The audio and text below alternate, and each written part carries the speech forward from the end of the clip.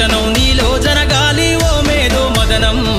గడిచిపోయిన గతమంతా ఓ అనుభవమేలేరా, కదిలే కాలంలో పునాది మెట్లుగా చేర్చరా. జీవితం అంటేనే ఎగిసిపడే అలలే కదరా, జీవితం అంటేనే ఎగిసిపడే అలలే కదరా. ప్రతిరోజు జరిగే మలుపును పాఠంగా నేర్వరా.